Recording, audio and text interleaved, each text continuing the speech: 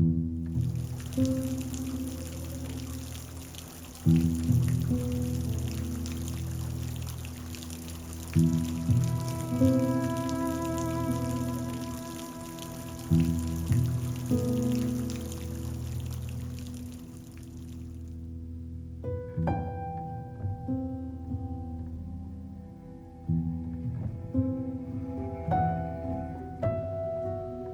is the wettest summer in New Hampshire since record-keeping began in 1895.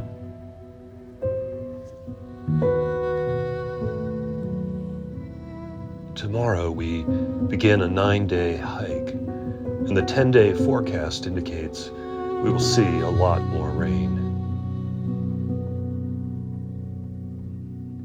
Tonight is for waterproofing our boots and organizing our packs, and, of course, savoring the luxuries of the Highland Center Lodge.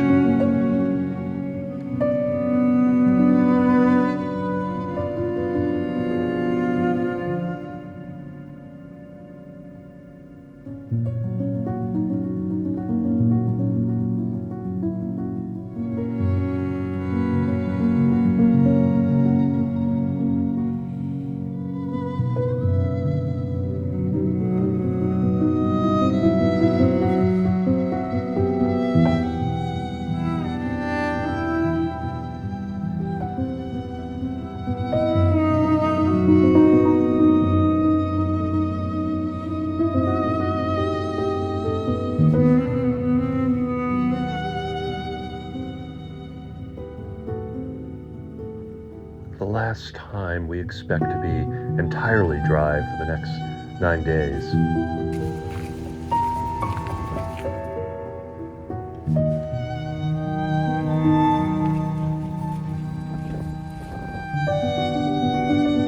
This is our objective today, Zealand Falls Hut, an opposed postcard image from 60 years ago.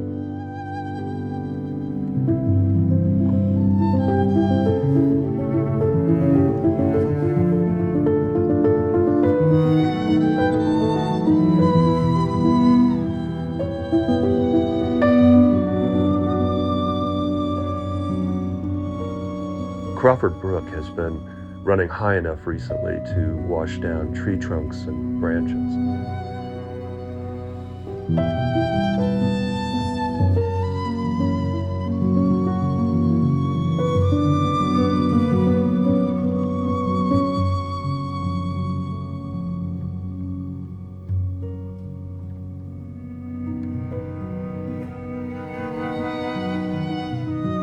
A year ago, we lingered at this small but lovely flume. But not today, not with the brook running high and surrounding ledges slick from rain.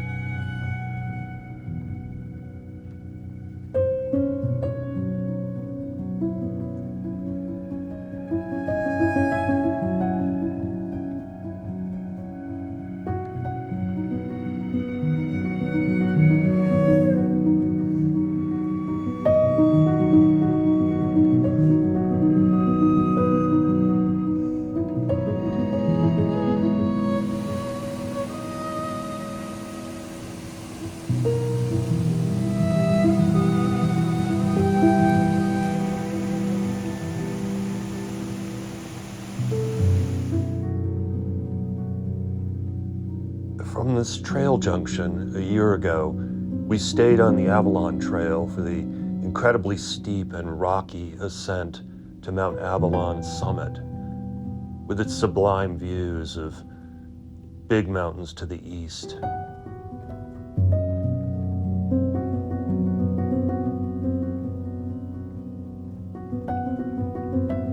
Crawford Notch.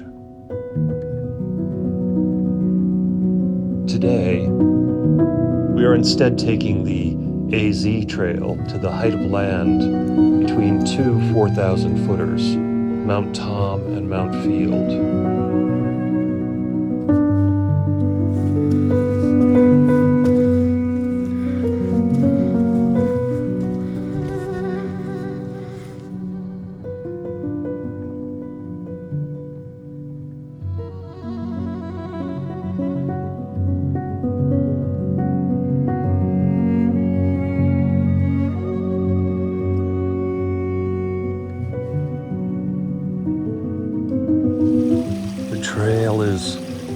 like a brook.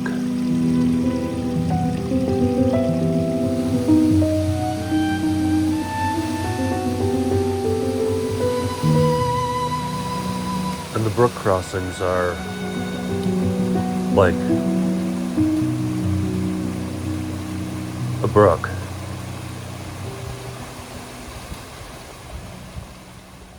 This is the trail.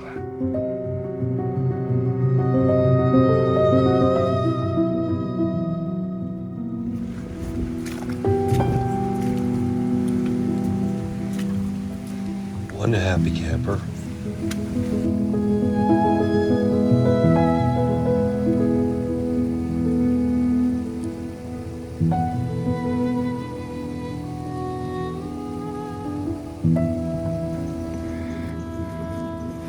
The rain has stopped. The sky is clearing. Maybe Zealand is magic after all.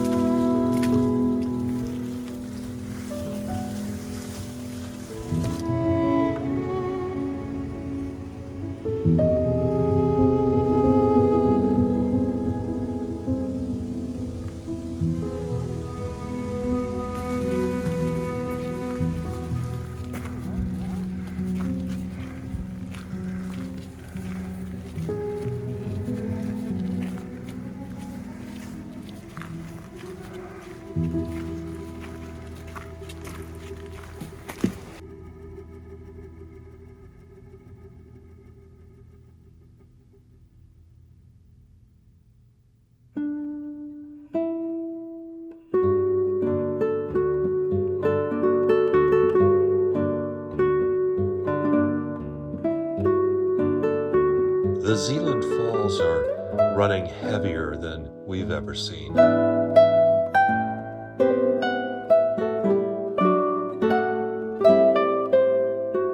Having torqued my right knee on wet rock early in our hike today, I'm grateful that this last steep and rocky pitch below the hut is only a few hundred feet long.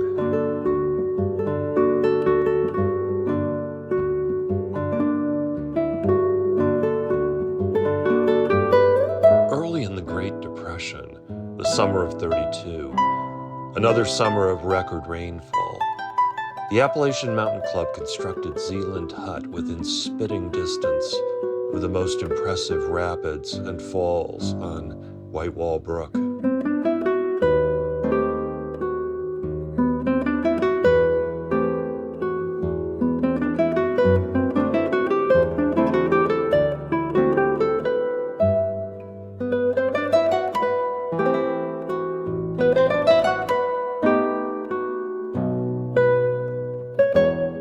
From its earliest days, Zealand's original porch has been a prime attraction. With its restricted but lovely view of White Wall Mountain and distant Mount Kerrigan.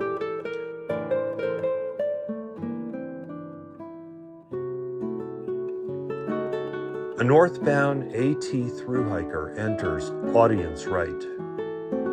And then, right on cue, one of the crew enters audience left, packing food and other items to restock the hut for us.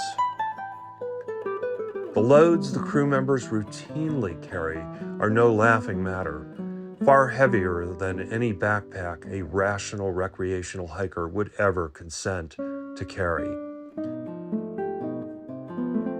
Traditional packboards lack hip belts, so if the user falls, there's some chance of avoiding being crushed under the load. But this means that the shoulders bear all the weight. These folks don't get paid enough.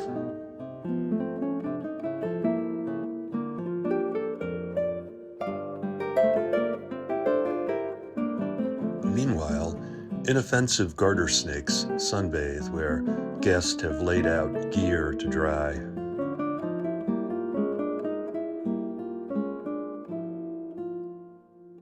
And for us, time before dinner to explore the brook. life is good.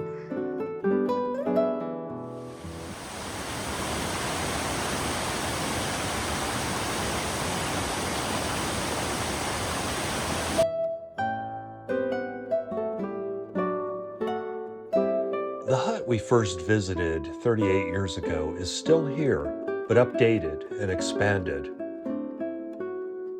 The pioneering but glitchy hydroelectric system has been replaced with solar power. I'm glad AMC left the original gas lighting intact for old time's sake and possibly for emergency backup, but LEDs have rightfully and clearly won the day. Here at Zealand, I find the cutting edge of composting toilet technology. Luxury in the backcountry sometimes takes simple and surprising forms.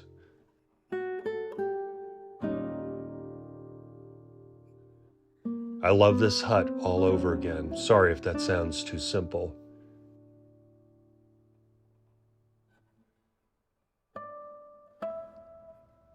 But from my perch on the porch, as one of today's many thru-hikers pays scant attention to the hut, I imagine his travel light, travel fast philosophy, and for a moment see the hut as he might, temptations of civilization best avoided.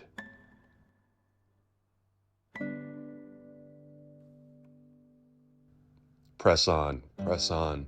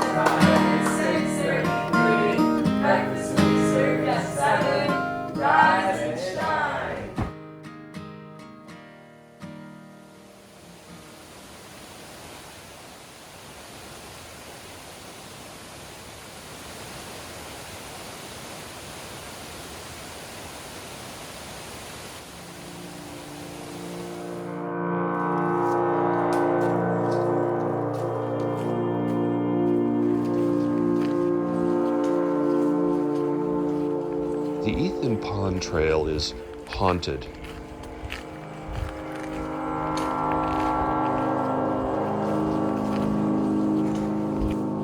In 1884, this was a railroad bed, a logging railroad bed.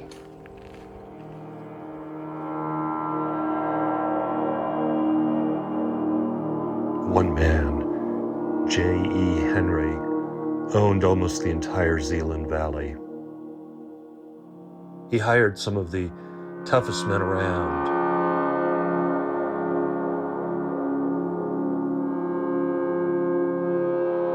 Had them build crude camps deep in the wilderness and commence the systematic dismantling of the ancient forest.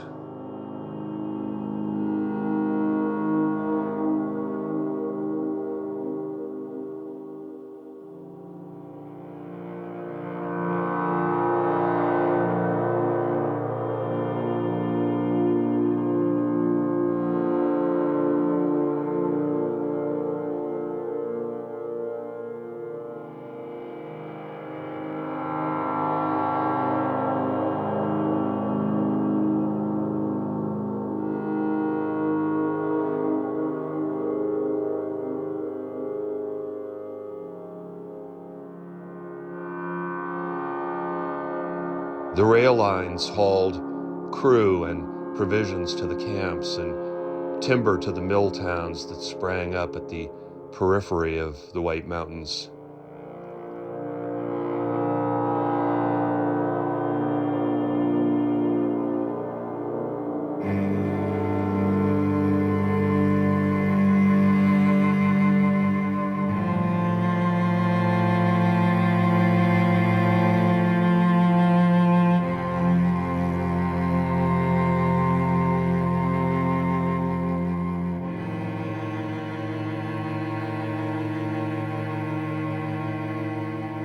Over the next quarter century, Henry stripped the forest up to the ridgelines and down to the soil, leaving nothing but slash on denuded slopes.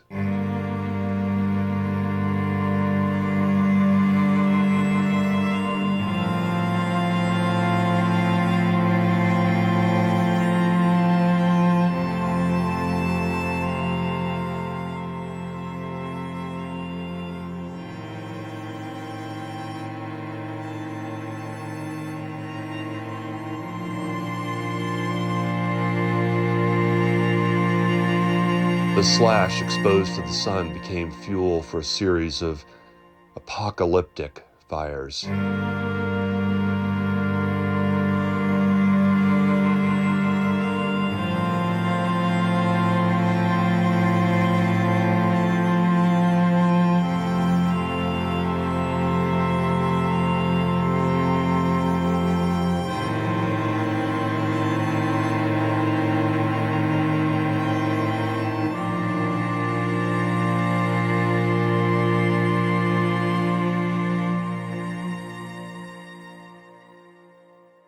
But I digress.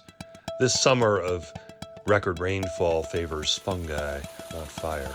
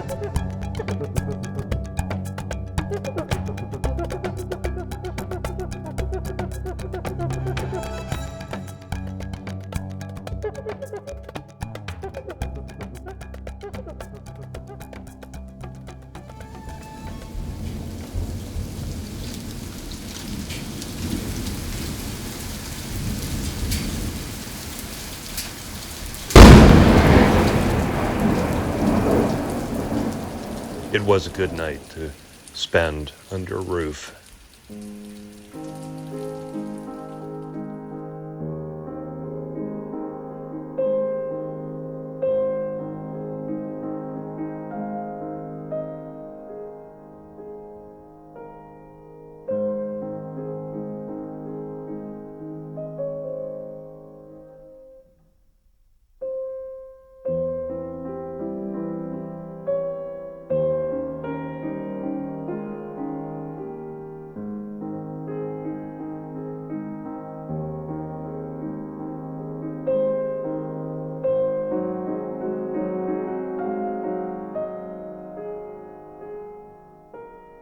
It's not raining.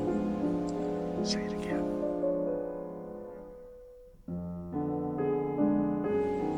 It's not raining.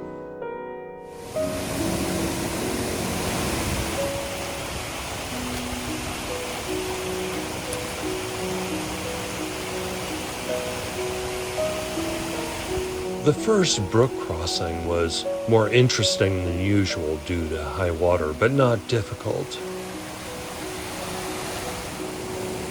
Canadian hikers just ahead of us made individual choices, boots on or boots off, when it came to the second crossing.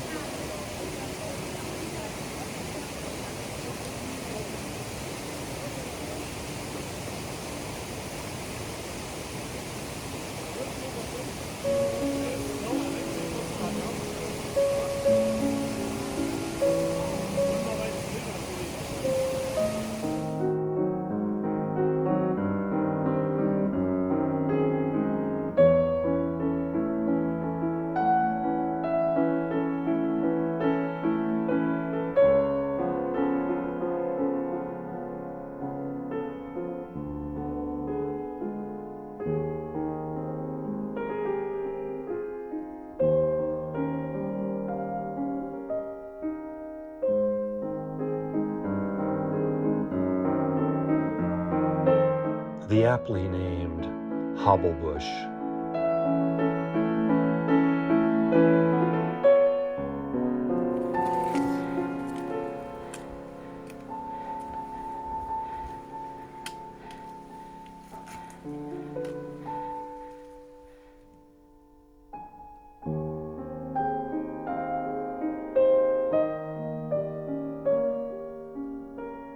Approaching the top of Z Cliff, I'm reminded how shallow is the soil layer in many of the higher regions of the White Mountains.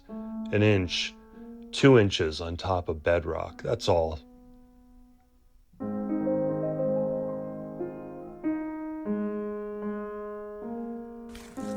After the fires, much of the alpine and subalpine soil simply washed away.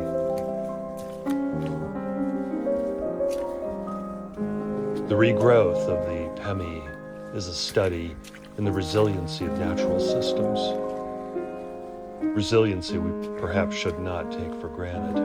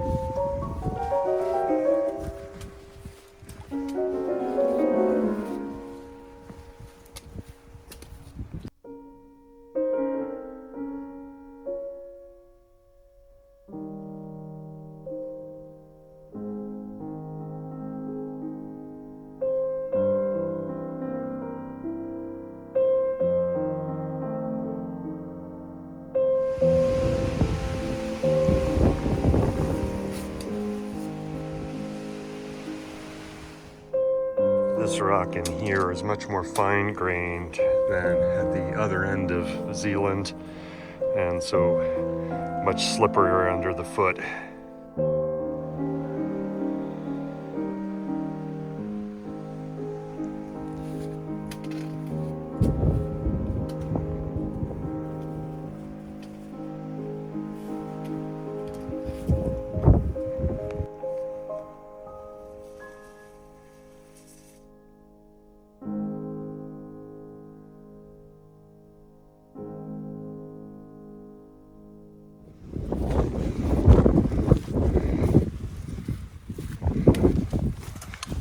As we approach the summit of Mount Gio, we get our first glimpse into the western lobe of the Pemigewasset Wilderness.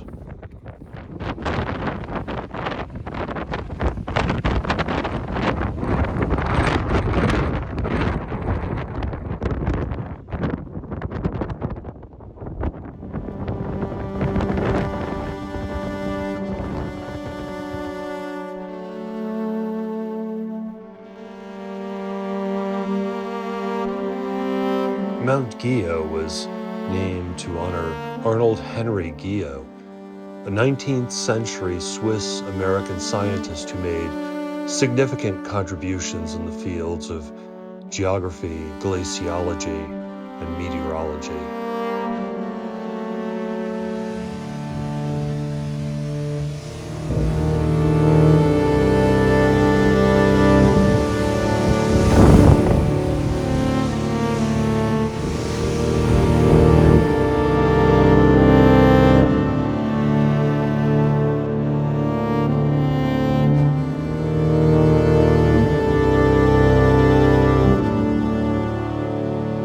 The AMC constructed its first primitive shelter here long ago, exploiting a reliable spring and gorgeous views back toward Whitewall Mountain and Crawford Notch.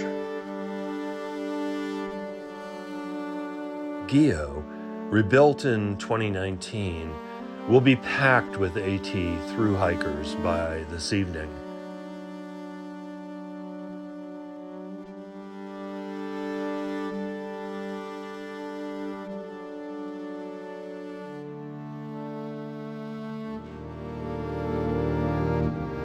We choose to tent instead, despite slightly inferior views from our platform.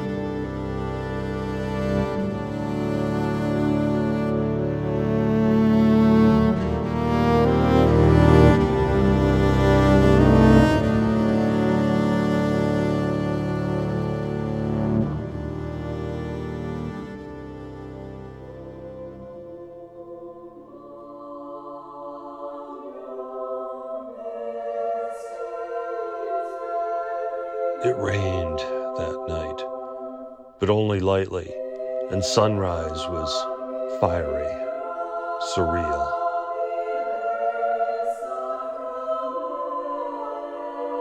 I've never seen light like this.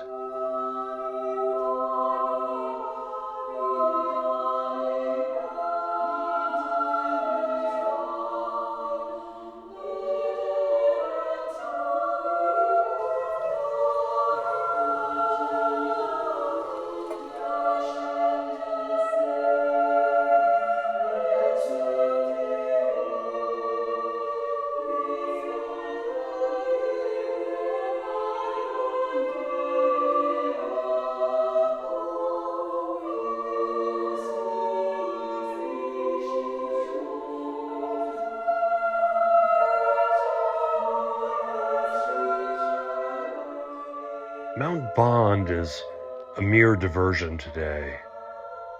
But what a diversion.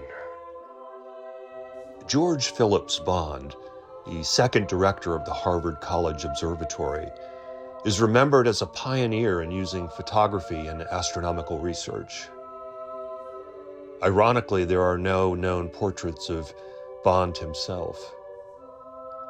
In 1853, Bond published the first topo map of the White Mountains based upon his own surveys.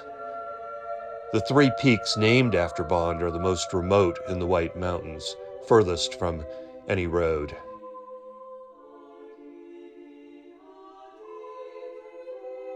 It's Mount Washington right behind the top of the cairn.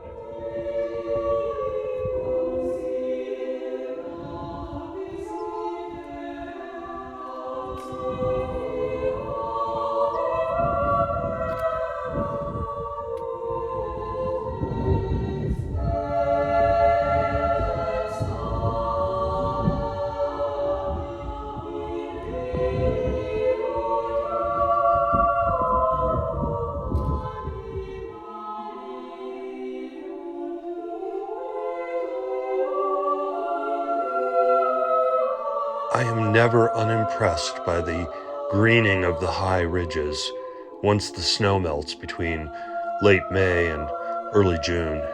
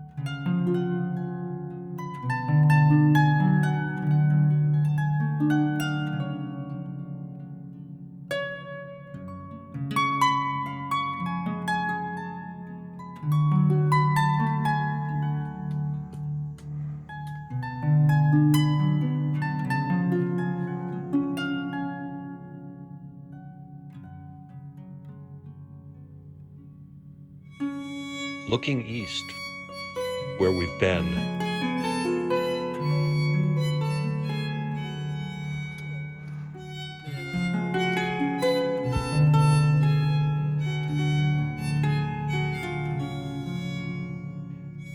looking west, where we are headed, Garfield is the sharp peak, with the great Franconia Range to its left.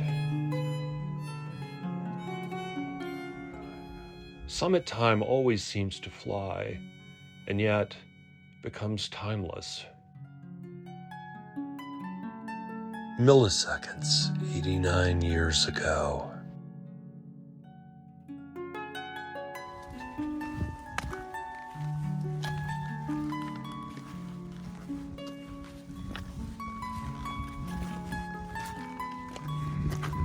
The summit of Galehead Mountain is almost 900 feet lower than South Twin, mostly wooded, with only restricted views.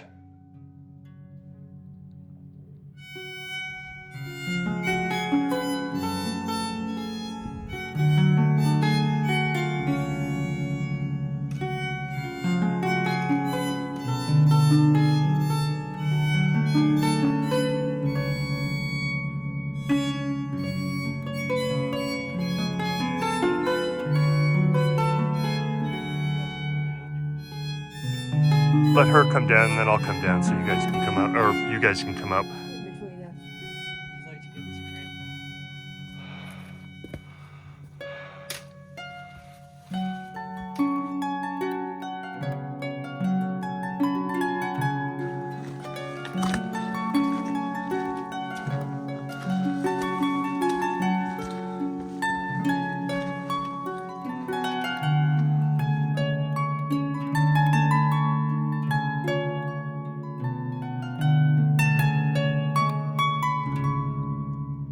The light at dusk seemed especially cold, harsh.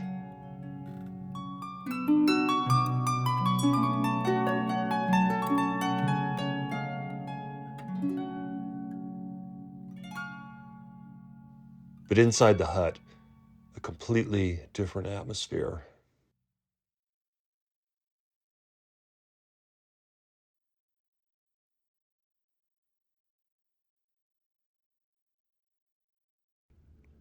When the first Galehead hut was constructed, 1931-32, there were still mature trees at the site.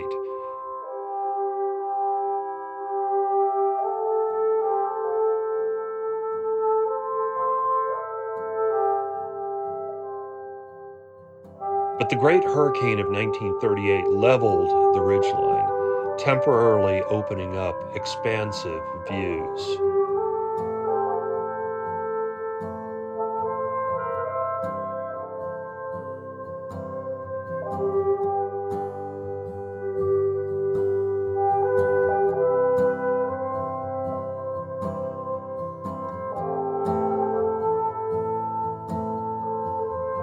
My plans for the day are fluid.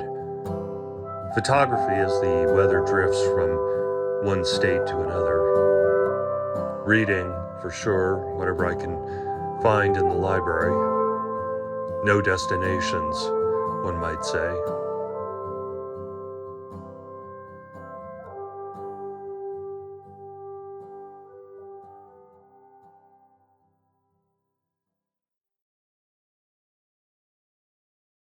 I'm ready. I'm Modang. That's Modang. And been on the Appalachian Trail, started March 12th. Now I'm here in the White Mountains of New Hampshire.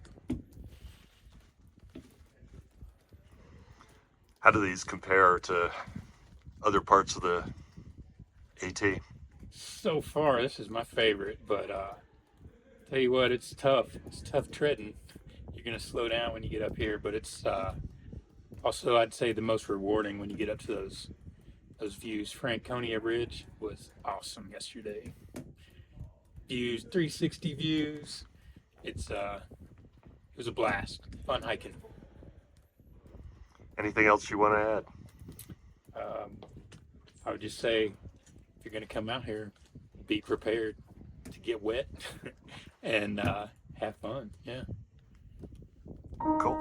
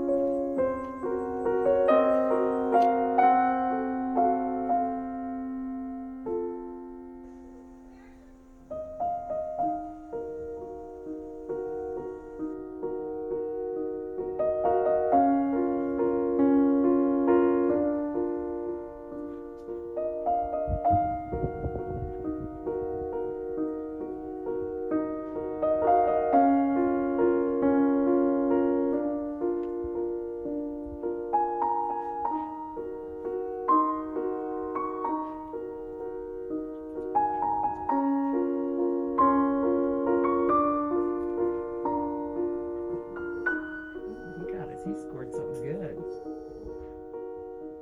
He's a cracker.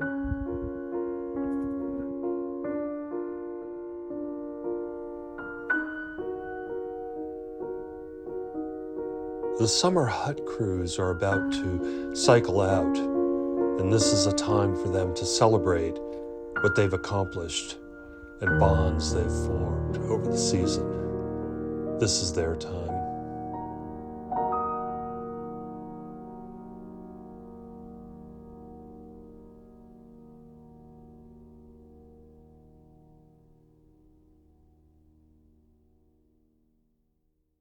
Wherever you'd like. So, 10 years ago. Oh, wait, start with your name, actually. Hi, I'm Ben Clark. I live in Mendon, Vermont.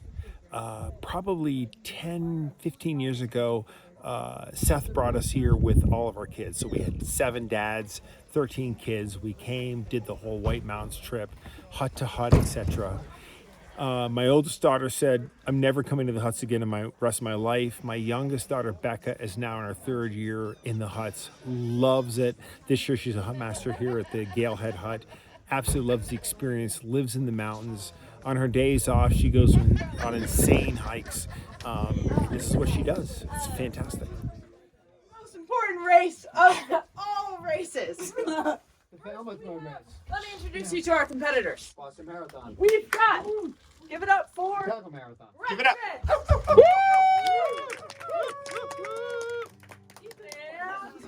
Brunch. And second to least, we've got To least? lunch. And finally, we have dinner. Okay, so they're gonna need your best support. We got a long course ahead of them. Might be a long night, folks. Are you ready? Set.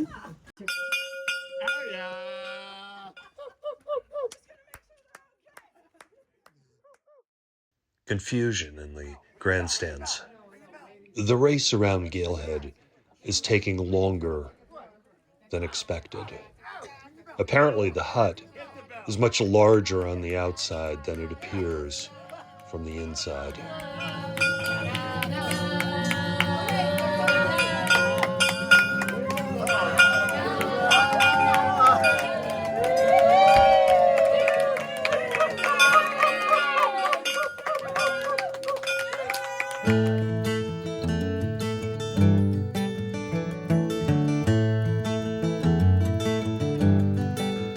Put a smile on my face and erase every trace of this world. Settle in, cuddle up, and we'll watch the night unfurl.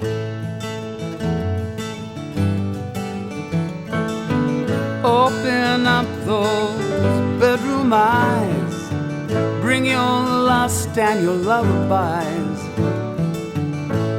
The shade on another day. I'll do anything you say. Ooh, say you will, or lead the way. Keep me in your hide.